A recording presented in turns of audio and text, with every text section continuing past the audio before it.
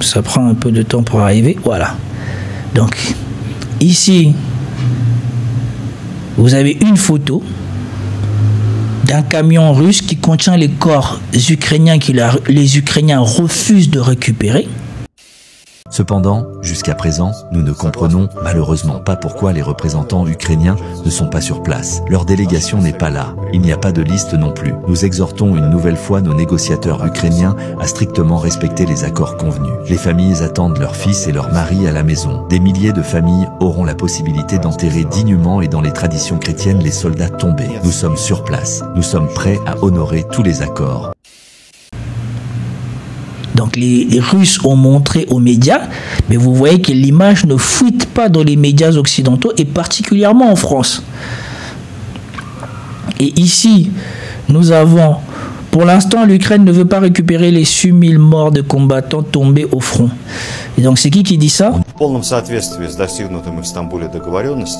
En stricte conformité avec les accords conclus à Istanbul, nous avons préparé plus de 6000 corps de soldats de l'armée ukrainienne qui se trouvent dans des réfrigérateurs, congelés, dans des wagons spéciaux, en uniforme de l'armée ukrainienne et dont beaucoup sont accompagnés de papiers d'identité pour les transmettre à la partie ukrainienne. Nous avons également préparé des listes de militaires dans les catégories blessés, grièvement malades et âgés de moins de 25 ans, environ 1200 personnes de chaque côté. Nous sommes prêts à les transmettre immédiatement à la partie ukrainienne. Conformément au planning approuvé à Istanbul, les échanges devaient commencer aujourd'hui. Nos représentants sont arrivés à la frontière au point d'échange. Cependant, jusqu'à présent, nous ne comprenons malheureusement pas pourquoi les représentants ukrainiens ne sont pas sur place. Leur délégation n'est pas là. Il n'y a pas de liste non plus. Nous exhortons une nouvelle fois nos négociateurs ukrainiens à strictement respecter les accords convenus. Les familles attendent leurs fils et leurs maris à la maison. Des milliers de familles auront la possibilité d'enterrer dignement et dans les traditions chrétiennes les soldats tombés. Nous sommes sur place. Nous sommes prêts à honorer tous les accords. Nous lançons un appel. Récupérez vos soldats, vos prisonniers de guerre et vos malades. Comportons-nous de manière humaine.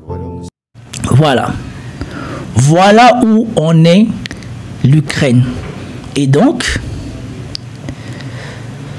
il n'y a pas d'image. Normalement, il y avait une vidéo où on montrait, voilà, la vidéo, elle est ici. Quand on ouvre,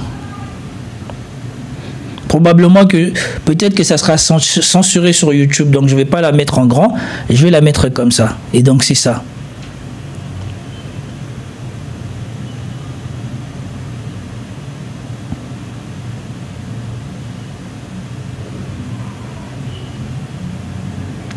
Et comme l'a dit le représentant russe, dans ces militaires morts qu'ils ont, avec leurs uniformes, certains avaient leurs identités sur eux.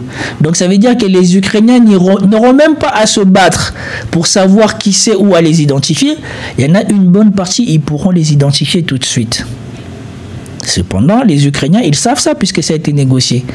Les Ukrainiens ont décidé de ne pas récupérer leurs soldats malgré cela. Et ici, ça vient vous reconforter dans tout ce que je vous ai dit, que le pays tient par des bouts de ficelle, que les États-Unis maintenant, ils sont de moins en moins enclins à donner quoi que ce soit à l'Ukraine parce que eux, ils connaissent le vrai état financier de l'Ukraine. L'Ukraine en tant qu'État est à l'agonie, ou n'existe quasiment plus. Et donc, ils n'ont pas les moyens de récupérer les corps de ces soldats parce que à partir du moment où ils reconnaîtront officiellement qu'ils ont récupéré ces soldats identifiables, ils devront informer aux familles de ces soldats qu'ils ont les corps, ils devront constater leur mort et ainsi commencer à verser leur pension d'anciens combattants ou de soldats tombés à la guerre. Or, l'Ukraine n'a déjà plus les moyens, excusez-moi une minute. Donc, je disais, l'Ukraine n'a plus les moyens financiers de faire la guerre. Donc, si tu n'as plus les moyens financiers, comment tu payes ceux qui sont tombés au combat et comment tu recrutes? Et la priorité est au recrutement, puisqu'on vous a dit tout à l'heure qu'ils sont en panne d'armes, d'hommes. Et donc, c'est juste indécent de voir ce que les Occidentaux sont prêts à couvrir pour continuer à sacrifier des Ukrainiens. Vous avez bien vu la dame sur LCI qui vous dit que voilà, pour les Ukrainiens, c'est pas grave. que la Russie continue de bombarder ou pas. On a l'habitude, c'est pas très grave. Nous, on est plutôt content que on ait fait ce qu'on a fait en Russie. Nous rejoignons maintenant Gwendoline de Bono. Vous êtes à Odessa, en Ukraine. Merci d'être avec nous en direct, Gwendoline. Après justement cette opération menée de main de maître, l'opération Toile d'araignée, Pautina, on dit en russe, ah oui. Voilà. Est-ce que les Ukrainiens sont requinqués ou est-ce qu'ils craignent cette riposte militaire russe? Est-ce qu'ils en parlent ou est-ce qu'ils ne la craignent pas? Voilà. Ça, c'était il y a 2 jours. Il y a 2 jours, comme je vous ai montré, où on voit la dame là, plus ou moins, ou l'enfant qui disait que son père a fallu se sacrifier. Et où on voit la dame qui dit que c'est catastrophique et quitte chez elle pour aller dans le métro. Mais écoutez, c'est que le reporter de LCI va dire à ces journalistes qui est sur le plateau de LCI. Écoutez ce qu'ils vont dire.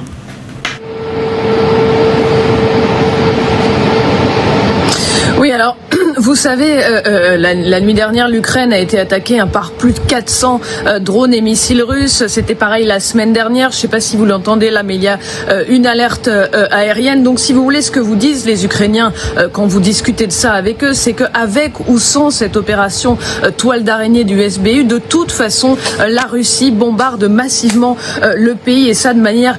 Voilà. Voilà comment on sacrifie les Ukrainiens. Zelensky, il est parti faire son malin, provoquer la montée des tensions avec la Russie. Mais pour les Ukrainiens, peu importe. C'est sûr qu'avant ça, on voyait la Russie taper massivement l'Ukraine comme elle fait là. Et eux, qui savent que voilà, si jamais ça chauffe trop, elle prend son avion. Quelques heures après, elle est à Paris. L'autre, elle a ses fesses dans le studio. Aucun danger. Les Ukrainiens, peu importe. Il faut continuer. Plus ça va chauffer avec la Russie, mieux ça sera pour nous. De plus en plus régulière, donc on ne sent pas une inquiétude sur cette éventuelle... Voilà. Les Ukrainiens ne sont pas inquiets. La petite, elle disait, j'avais jamais connu ça depuis toute la nuit. La dame, elle dit que moi, mon fils, ça va plus. Mais non. Les Ukrainiens, ils sont pas inquiets. C'est normal.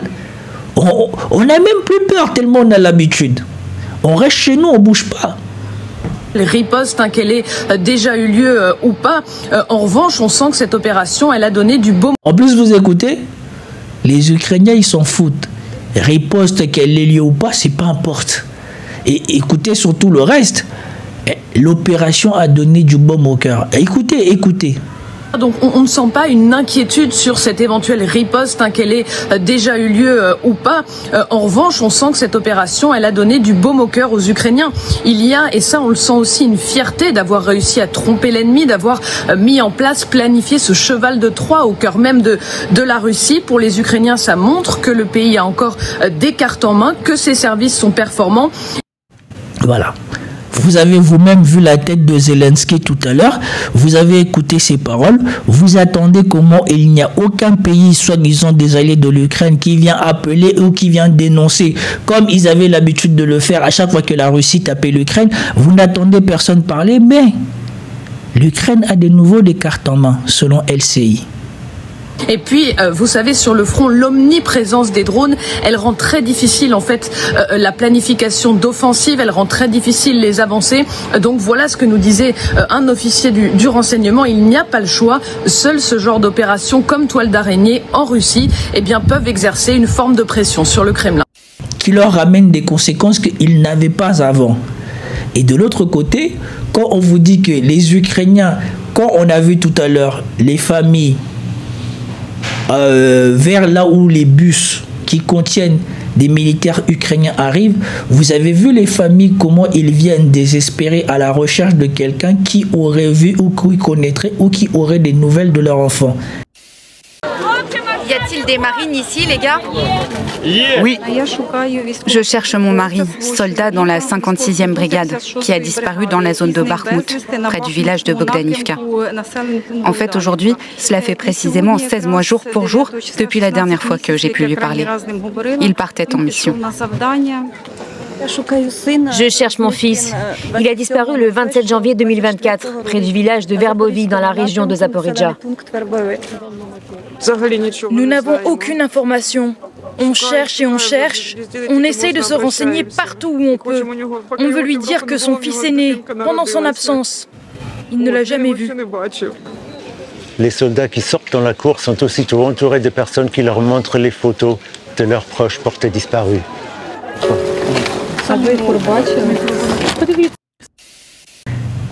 Les familles, ils viennent chercher des nouvelles. Donc l'Ukraine, en récupérant ces soldats, pourrait soulager certaines familles ukrainiennes. Niet. Niet.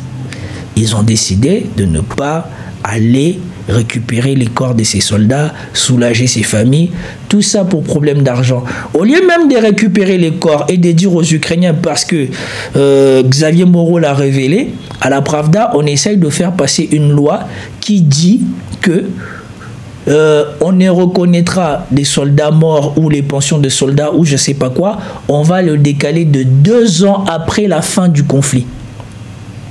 Donc ça veut dire que tant que le conflit continuera, on ne va reconnaître aucun mort ou aucun disparu ukrainien. Donc peut-être que comme cette loi n'est pas encore passée, ils ne vont pas récupérer ce soldat ukrainien parce qu'ils seront dans l'obligation légale de le déclarer mort et de commencer à payer. Et donc on ne sait pas à quel moment ils vont arrêter ce conflit ou alors qu'ils vont capituler. Mais ils vont essayer de faire passer une loi déjà qui empêche une fois de plus encore de payer une dette. Ils ne payent plus leurs créanciers et ils vont encore prendre une loi pour ne pas payer les familles des Ukrainiens. Donc comment voulez-vous que maintenant ils aillent arracher des gens dans la rue en leur disant d'aller mourir? Et ces gens-là, ce sont des pères de famille qui nourrissent leur famille et on les envoie mourir et après quand ils meurent, on ne reconnaît aucun droit à leur femme ou à leur enfant. Vous vous rendez compte un peu de ce que l'Occident est en train de cautionner, est en train de mentir en Ukraine? Donc ils acceptent qu'on aille arracher des gens dans la rue, on les envoie à la mort, et quand tu meurs, on ne va pas t'identifier, et on va prendre derrière une loi qui dit qu'on t'identifiera 2 ans après la fin du conflit. Donc tous ceux qui sont déjà décédés là, ils vont toucher aucun pognon, puisque tant que ton mari porté disparu, donc tu n'as rien. Et donc on va attendre la fin du conflit, donc on ne sait pas c'est quand. Et après 2 ans après la fin du conflit, là on va te reconnaître. Quand les États-Unis auront déjà tout pris de ce qui reste de l'Ukraine. Donc c'est ça que les Occidentaux font, montrent, promulguent, divulguent dans leur télévision. Et ce tour-ci là, vous ne pouvez pas me dire que j'invente quelque chose de complotiste ou pas, c'est ce qu'on voit. On a consulté les infos tout à l'heure, nous avons vu nulle part sur LCI parler de cet échange qui n'a pas eu lieu. Nous avons vu nulle part sur France 3 parler de cet échange qui n'a pas eu lieu. Nous voyons des échanges dans lesquels ils disent même que les deux parties ne s'attendent pas. C'est normal que les deux parties ne s'attendent pas. Vous voyez qu'est-ce que l'Ukraine a refusé de faire? Et c'est ça, le décryptage de l'information. Ils ne vont pas mentir tour sur tout, ils vont mentir sur une partie.